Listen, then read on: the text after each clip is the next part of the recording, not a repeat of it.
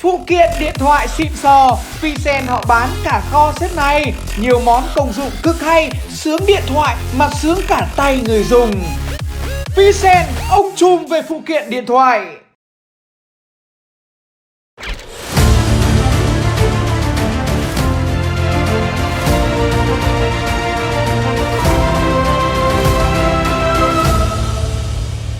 Xin chào tất cả quý vị và các bạn cùng đến với chương trình Đàm Đạo Lịch Sử, một chương trình chuyên nói về lịch sử được phát vào lúc 21 giờ mỗi tối chủ nhật hàng tuần trên kênh của Tuấn Tiền Tỷ.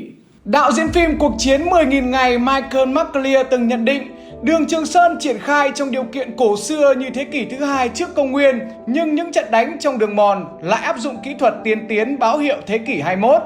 Đây là một nhận xét có thể cho ta thấy tương quan lực lượng của Mỹ và Việt Nam trên con đường Trường Sơn huyền thoại ngày ấy.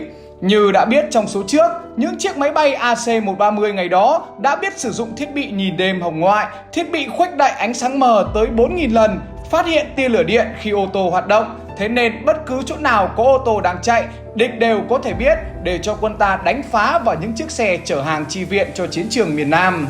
Câu hỏi bây giờ là làm thế nào để có thể thoát được cái thứ vũ khí đáng sợ được gọi là bóng ma ấy? Với phương châm thiết bị dù có hiện đại đến đâu thì nó cũng phải có điểm yếu. Thế nên bằng mọi giá, kiểu gì chúng ta cũng phải tìm ra được sự hạn chế của nó. Nỗi khổ của AC-130 là nó rất to, cồng kềnh, tốc độ bay chậm, thường chỉ bay ở độ cao dưới 3 km.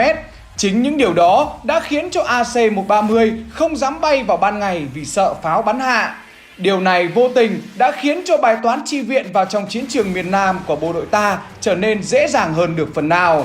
Nếu mình vận chuyển vào ban đêm bị nó đánh ác liệt như thế thì mình chạy ban ngày là nó chẳng thể nào làm gì được. Chưa kể chạy ban đêm thì mình chỉ chạy được vận tốc khoảng 20 km/h mà thôi, vì đường rất tối và bụi. Bây giờ chuyển sang chạy ban ngày thì có thể đi được với vận tốc từ 30 đến 40 km/h. Năng suất tăng gấp đôi gấp rưỡi vì ban ngày kiểu gì đi cũng sẽ dễ hơn.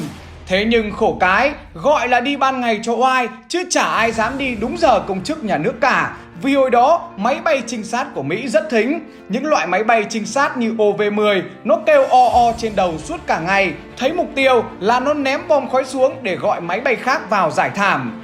Biết nó bay thấp, bay chậm để trinh sát, thế nhưng lôi pháo ra bắn được nó là cực kỳ khó. Chưa kể, nếu xác định bắn nó thì bắn quả đầu tiên phải trúng ngay. Nếu quả đầu tiên mà không trúng thì sẽ lộ hết trận địa. Vậy làm thế nào để chạy ban ngày mà máy bay trinh sát không phát hiện ra được? Bộ đội công binh đã sáng tạo ra cách làm đường bí mật và lợp những lớp cây rừng lên trên đầu để cho xe chạy ở dưới. Giờ chạy cũng chỉ được gọi là lấn sáng, lấn chiều, khoảng tầm 5 giờ sáng hoặc 5 giờ chiều mới có thể chạy được, tận dụng một ít ánh sáng của mặt trời để chạy. Bởi đó là giờ mà máy bay trinh sát không còn khả năng hoạt động và AC-130 chưa dám xuất hiện. Thế nhưng những tướng Mỹ không phải là những tay mờ về chiến thuật, nên câu hỏi đặt ra bây giờ là làm thế nào để không bị lộ những tuyến đường bí mật này. Hàng hóa vẫn chi viện được vào cho chiến trường miền Nam mà ban đêm không thấy chúng ta vận chuyển thì chúng ta vận chuyển vào lúc nào, vận chuyển theo đường nào. Không đi ban đêm thì chắc chắn ta phải đi vào ban ngày. Chính vì thế mà chúng ta buộc phải nghi binh để lừa địch. Ban đêm vẫn phải cho ô tô bật đèn sáng rực chạy trên những cung đường hở, những cung đường mà chúng ta muốn cho địch biết để thu hút bom địch dội vào đó. Không những thế, ta còn đào hầm, đặt máy nổ bên trong. Khi máy nổ hoạt động sẽ tạo ra tia lửa điện giống hệt như ở ô tô, khiến cho Mỹ tin rằng chúng ta vẫn đang hoạt động trong tầm kiểm soát của chúng và thi nhau dội bom. Xe nào bị hỏng hoặc đống hàng nào bị hỏng thì lôi ra giữa đường để đốt, khiến Mỹ nghĩ rằng nó đang phá hủy được rất nhiều mục tiêu của ta. Thậm chí bộ đội Việt Nam còn phải bố trí cả pháo cao xạ ra để bảo vệ cho tuyến đường, để cho Mỹ chắc chắn rằng đây là con đường huyết mạch của Việt Nam, nên bộ đội Việt Nam đang phải làm mọi cách để giữ được nó. Thế nhưng tất cả những thứ đó chỉ là đòn đánh nghi binh mà Mỹ chẳng thể nào ngờ đến được của bộ đội Việt Nam. Mình nghi binh tốt đến nỗi những chiếc máy bay trinh sát phát hiện ra được những tán cây lợp trên những tuyến đường kín rồi. Thế nhưng nó chỉ nghĩ là mình làm như vậy để ban đêm cho xe chạy mà thôi, chứ không phải là để dùng cho xe chạy ban ngày. Nó còn cười rằng nó đã phát triển vũ khí đến mức phát hiện được mục tiêu bằng tia hồng ngoại và tia lửa điện của động cơ đốt trong rồi, thì có lấp dưới tán cây kín như nào chăng nữa cũng không thể nào thoát được. Chính vì thế mà nó vẫn giữ nguyên những dàn cây đó cho mình muốn làm gì thì làm, vì nó vẫn nghĩ mình làm những thứ đó chỉ mất sức mất thời gian mà chẳng có gì hiệu quả cả.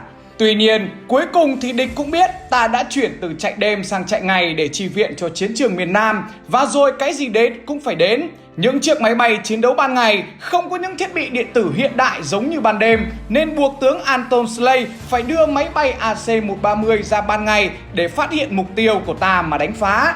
Thế nhưng khổ một cái, chúng ta lại chỉ sợ AC-130 trong bóng tối, trước khi ra ánh sáng thì nó không khác gì đống sắt vụn có cánh, vì nó to, nặng, bay chậm mà lại còn không thể bay được quá cao. Pháo mình bắn kiểu gì cũng rụng.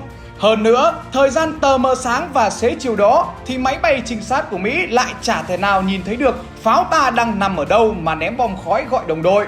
Và đó cũng chính là đỉnh cao của nghệ thuật quân sự Việt Nam. Dù Mỹ có hiện đại như nào đi chăng nữa, có mạnh như nào đi nữa, thì chiến thuật đỉnh cao của nhà binh vẫn khiến cho địch phải đánh theo ý của mình.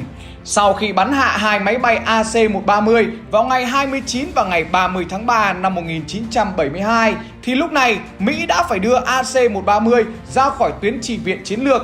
Và rồi đến năm 1973, đành phải rút hẳn về nước vì hiểu rằng có đánh nữa cũng không lại được với bộ đội Việt Nam.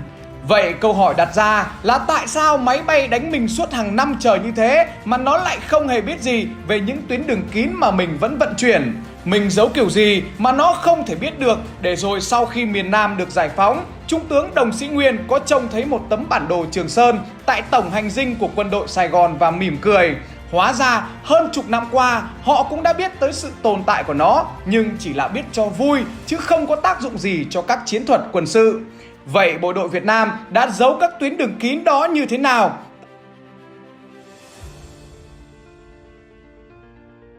Hãy nhớ đăng ký kênh và bấm chuông để đón xem video mới nha sếp nha!